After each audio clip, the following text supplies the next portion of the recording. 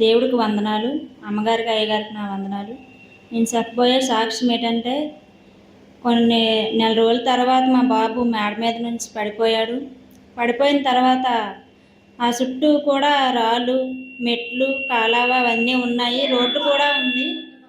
Road ఉన్నా సరే వాటిలన్నిటిని తప్పించి దేవుడు ఎంతగానో కాపు కాసి నా బిడ్డ పట్ల ఎంతో దేవదూతల్ని కాచి కాపాడినట్టుగా మా బాబుకి ఏం అవ్వలేదు. అక్కడ ఉన్నోళ్ళందరూ కూడా చచ్చిపోయాడనేసి భయం పడిపోయారు. మేము కూడా ఎళ్ళలేకపోయేవారమి. దగ్గరికి ఏమైపోయిందేమో అనుకున్నాము. కాలో చెయ్యో ఇరిగిపోయిందనుకున్నాము. లేకపోతే తలకి ఏదో తగిలేసిందనుకున్నాము. మేము నమ్ముకున్న దేవుడు ఎంతో మాకు మేలు చేశారు. మా బాబు పట్ల ఉన్నారు. మా బాబు పక్షాన దేవదూతలతోని ఎంతో కాపుదల దయచేశారు. హాస్పిటల్‌కి వెళ్ళాము. హాస్పిటల్‌కి తీసుకెళ్ళినా సరే ఏం అవ్వలేదు. డాక్టర్లే కూడా ఆశ్చర్యపడిపోయారు. "ఈ బాబు మేడ మీద పడిపోయి బతికుండడం ఏటమ్మా" అనేసి అన్నారు. మీరు నమ్ముకున్న దేవుడే మిమ్మల్ని కాచి కాపాడనేసి ఆళ్ళు కూడా చాలా షాక్ అయిపోయారు. దేవుడు మా పట్ల ఎంతో మేలు చేశారు. మేము నమ్ముకున్న గ్రేస్ మినిస్ట్రీ చర్చికి మేము వెళ్తున్నాము. వెళ్ళిన దగ్గర నుంచి మాకెన్నో మేలు జరుగుతుంది. మాకెంతగానో కాచి కాపాడుతున్నాడు యేసయ్య. ఈ చిన్న సాక్ష్యం దేవుడు దీవించునుగాక. నెల రోజుల క్రితం మేడ మీద నుంచి పడిపోయాను. నాకు ఎటువంటి దెబ్బ తగలలేదు. యేసయ్య ఎంతో కాచి కాపాడాడు. దేవుడికి వందనాలు.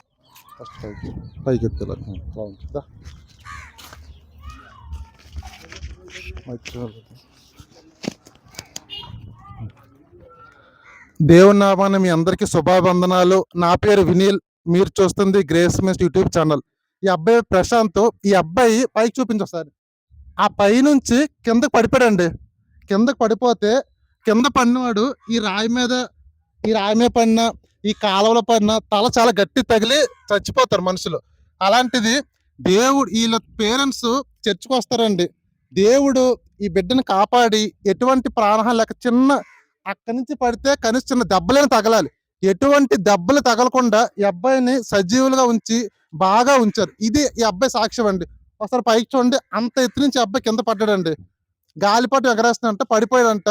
ఏమీ కాలేదు. దేవుడు తెచ్చుకొచ్చినందుకు ఈ అబ్బాయిని కాపాడినందుకు దేవునికి కృతజ్ఞతలు చెల్లిస్తాను. ఇది అబ్బాయి సాక్ష్యం.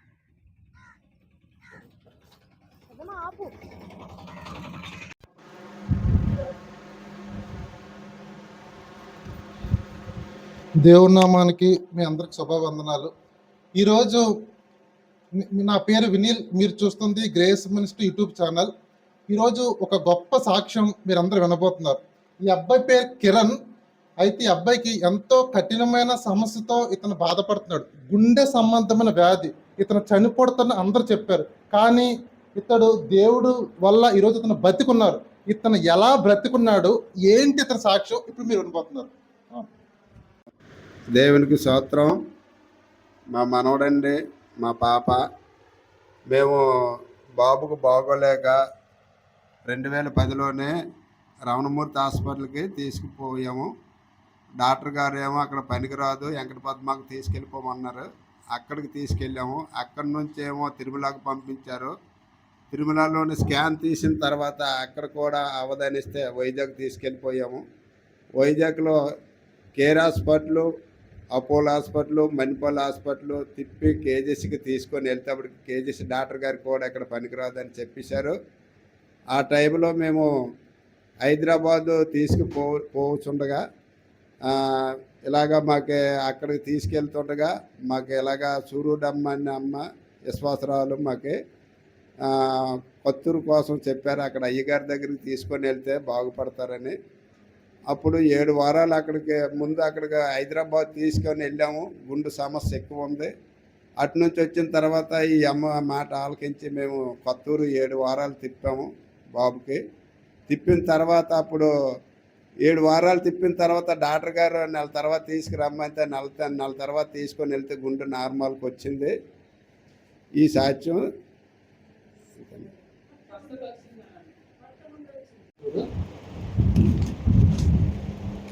దేవుని నామానికి మీ అందరికి శుభాభివందనాలు.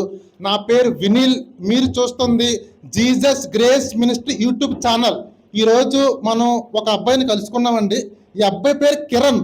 ఈ అబ్బాయి ఉంటుంది విజయనగరం జిల్లా జామి దగ్గర. అయితే ఈ అబ్బాయి సాక్ష్యం ఏంటంటే, ఈ అబ్బాయి 2010లో పుట్టాడు. అయితే పుట్టినప్పుడు జలుబు దగ్గని వచ్చాయి అనమాట. వస్తే జస్ట్ హాస్పిటల్కి వెళ్ళారు, రమణమూర్తి హాస్పిటల్కి వెళ్ళారండి విజయనగరంలోని. వెళ్తే అక్కడ హాస్పిటల్కి ఈ అబ్బాయి సమస్య ఏంటో అర్థం కాలేదు. జలుబు దగ్గు వస్తుంది కానీ తగ్గట్లేదు, ఎందుకు అన్నది అర్థం కాక ఆ రమణమూర్తి హాస్పిటల్ వారు వెంకట పద్మ హాస్పిటల్ తీసుకెళ్లారు, వెళ్ళమని చెప్పారు. ఈ వెంకట పద్మ హాస్పిటల్ కూడా విజయనగరంలో ఉంది, 2 హాస్పిటల్ అయ్యాయి. వెంకట పద్మ హాస్పిటల్ అన్నారు, మేము చూస్తున్నాం కానీ ఈ అబ్బాయి సమస్య ఏంటో మాకు అర్థం కావట్లేదు అని వాళ్ళు తిరుమల హాస్పిటల్కి స్కానింగ్ పంపించారు. ఈ అబ్బాయికి జలుబు దగ్గు తగ్గట్లేదు. ఈ అబ్బాయి 2010లో పుట్టాడు కానీ జలుబు దగ్గు తగ్గట్లేదు. ఇప్పటికి 2 హాస్పిటల్ తిరిగారు, సమస్య ఏంటో తెలియట్లేదు. అయితే గుండెకి స్కానింగ్ తీయాలని చెప్పి తిరుమల హాస్పిటల్కి పంపించారు.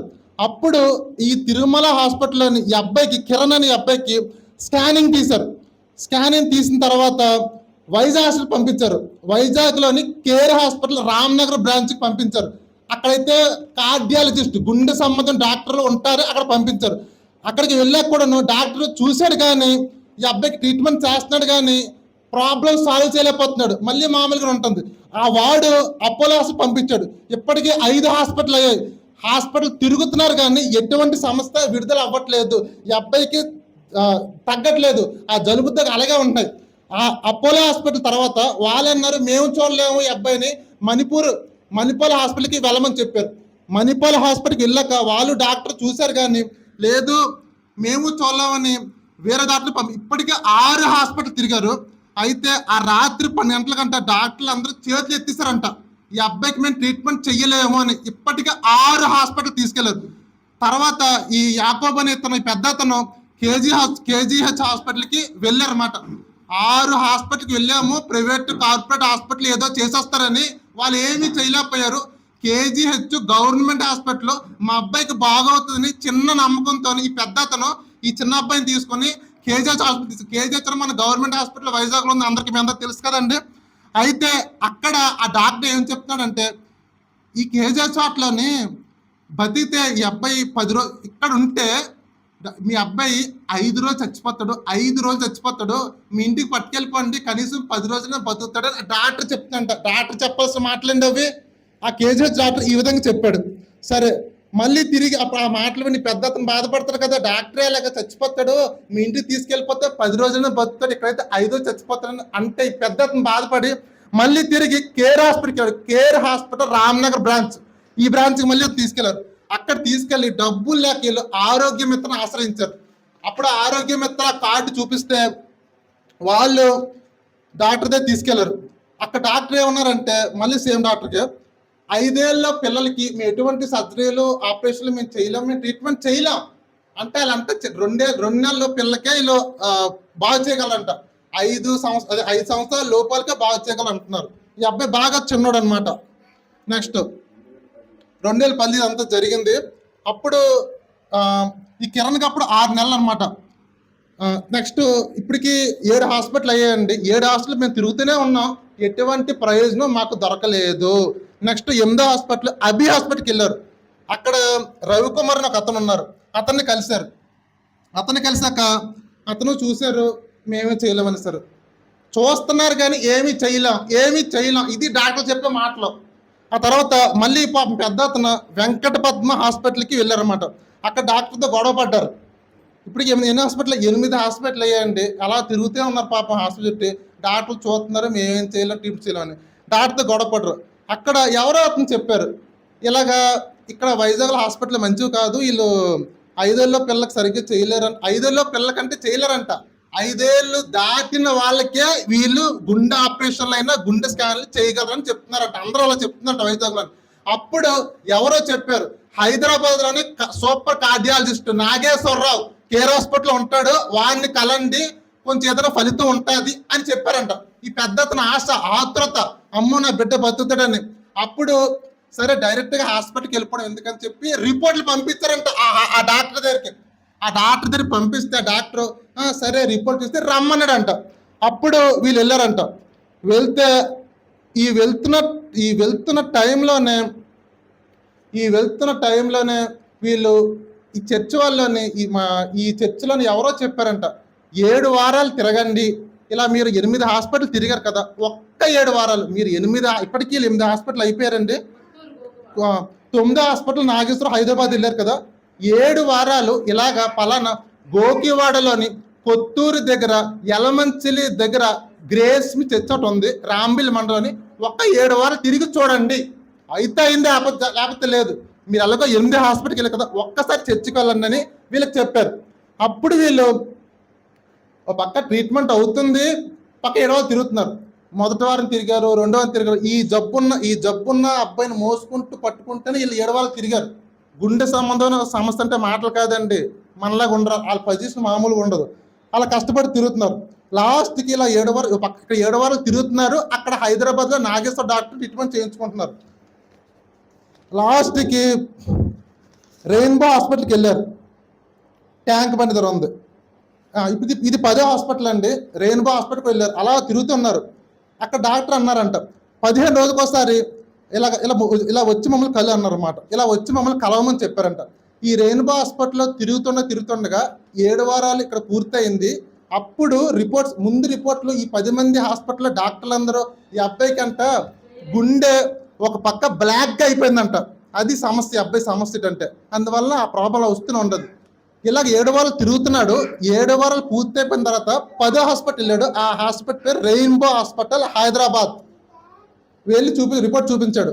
ఆ రిపోర్ట్ చూపించగానే డాక్టర్లు ఆశ్చర్యపడి, ఇదేంటి ఈ అబ్బాయికి గుండె నార్మల్గా మారిపోయిందంట. అంటే మన గుండె ఎలాగుందో ఈ అబ్బాయి గుండె అలా అయిపోయింది. ప్రభునామం చప్పట కొట్టున్నాం అందరం. దేవుడు అద్భుతం చేశారు, కొత్త గుండెకాయలాగా ఉంది. అప్పుడు ఈ అబ్బాయి వయసు అంతా 6 నెలలు. అంతే బాబు, 6 నెలలు. ఈ పెద్ద అతను సాక్ష్యం చెప్పడానికి కొంచెం ఇబ్బంది పడుతున్నాడు. కాబట్టి చర్చ్ సభ్యుడిగా ఇతని సాక్ష్యాన్ని నేను మీ అందరూ తెలియజేస్తాను. దేవుడు ఇతని జీవితం చేసిన కార్యం బట్టి దేవునికి కృతజ్ఞత స్తుతులు. నా ప్రభు యేసుకి వందనాలు, పరిశుద్ధ దేవుడికి థ్యాంక్స్ చెప్తున్నాను. మీకు ఎటువంటి సమస్య ఉన్నా సరే 7 వారాలు రండి. యలమంచిల దగ్గర కొత్తూరు గోకువాడ దగ్గర గ్రేస్ చర్చ్. తప్పకుండా మీ సమస్య విడుదల అవుతుంది. ఈ అబ్బాయి కోసం 10 హాస్పిటల్ తిరిగారండి. 10 హాస్పిటల్ తిరుగుతున్నా కానీ సమస్య విడుదల అవ్వట్లేదు. ఒక్క 7 వారాలు మా గ్రేస్ చర్చ్ కొత్తూరుకు వచ్చారు. ఆ తర్వాత 10వ హాస్పిటల్ రెయిన్బోకి వెళ్ళారు. రిజల్ట్ మామూలుగా లేదని వచ్చిందంట సమస్య. అది దేవుడు చేసిన కార్యం. దేవుని సమాలకి మీరు ప్రైజ్ లాడండి. దేవునికి వందనాలు, మా అయ్యగారికి వందనాలు. నా పేరు సంతోషి, మాది విజయనగరం జిల్లా. అయితే నాకు పెళ్ళయి 5 సంవత్సరాలు 2013లో పెళ్ళి అయ్యిందండి. పెళ్ళి అయితే నాకు 5 సంవత్సరాలు పిల్లలు లేరండి. లేకపోతే మా ఆయన పక్కన వాళ్ళు అందరూ చాలా వేధించేవారండి పిల్లలు లేరని. అయితే నేను ఎంతో బాధపడేదాన్నండి. మా పక్కన మా తోటగాళ్ళు నా గ్రేస్ మినిస్ట్రీ చర్చి ద్వారా గోకువాడ కొత్తూరు తీసుకెళ్లారండి. అక్కడ మా అయ్యగారు ప్రేయర్ చేసి కొబ్బరి నీళ్ళు ఇచ్చారండి. అయితే నా దేవుడు నా గర్భం తెరిచారండి.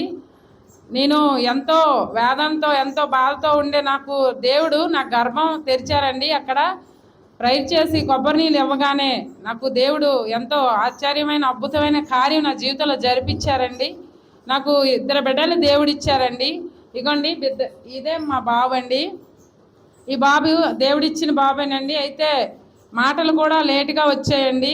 అయితే అయ్యగారు ప్రేయర్ చేసి కొబ్బరి నీళ్ళు తర్వాత ద్రాక్షరసం అన్నీ బిడ్డకి మా బాబుకి ఇచ్చానండి. మాటలు స్పష్టంగా మా పాస్టర్ గారు అమ్మగారు కూడా తను తినే ఫుడ్ కూడా అదే బాక్స్లో అన్నం కూడా ప్రతి ఆదివారం ఇచ్చే కొన్ని సావాసాలు చేశానండి దేవుళ్ళలోని.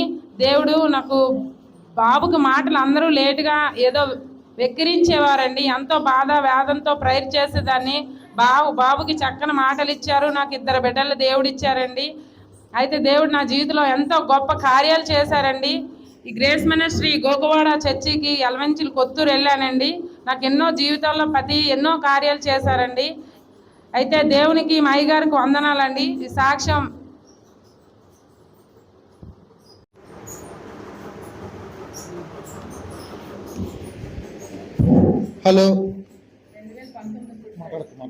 హలో, నా పేరు వినీల్. మీరు చూస్తుంది Jesus grace ministry YouTube channel. ఈరోజు ఒక కొత్త సాక్ష్యాన్ని నేను మీతో పంచుకోబోతున్నాను. ఈ సిస్టర్ గారి పేరు ఏంటమ్మా? సంతోషి. ఈ సిస్టర్ గారికి పిల్లలు లేరు. ఆడవాళ్ళకి పిల్లలు లేకపోతే ఆ గర్భశోకం, ఆ గర్భబాధ అంటే ఎంతో వర్ణాతీతం అంట. పిల్లలు లేక ఎంతో బాధపడుతున్నారంట.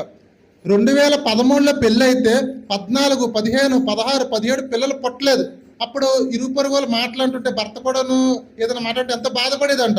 అప్పుడు శనివారం 7 వారాలు చర్చికి వచ్చారు, మా చర్చికి. 7 వారాలు కూడా తిరగలేదు దేవుడు. గ్రేస్ మినిస్ట్రీ కొత్తూరు ఎల్లమిస్టర్ ఉంది, ఆ చర్చికి వచ్చారు.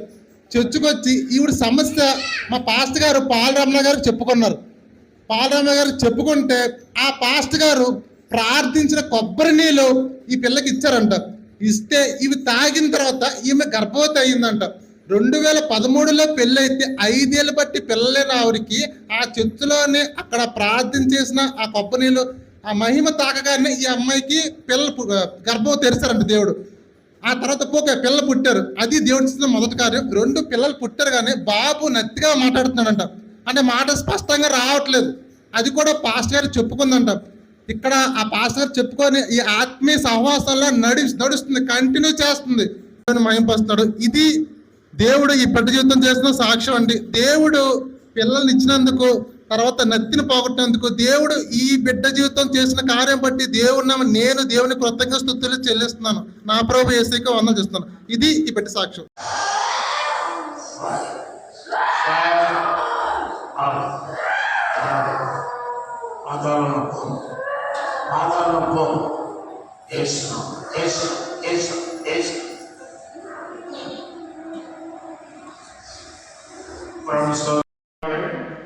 ఏడు వారాల తిరుగుడు వలన క్యాన్సర్ కానీ, ఎయిడ్స్ కానీ, అప్పులు కానీ, మరి కష్టాలు, బాధలు, వివాహాలు కానీ, పిల్లలు లేని వారు కానీ, మనిషి ఏ సమస్యను రండి 7 వారాలు విడుదలవుతుంది. అడ్రస్ మరి కొత్తూరు గ్రామం, గోపాని జంక్షన్,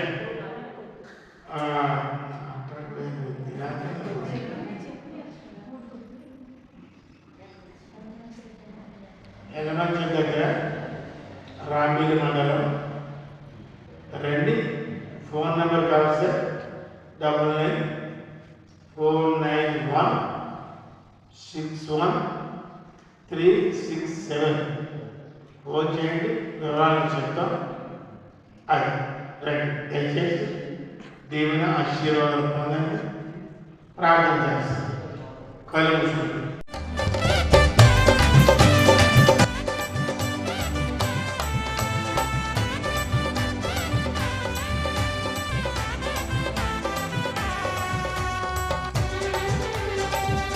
దేవాని గొప్ప కార్యములన్ మదింతలచి స్తుతించెదం, నీ ఆశ్చర్య క్రియలను పాడి కీర్తించెదం.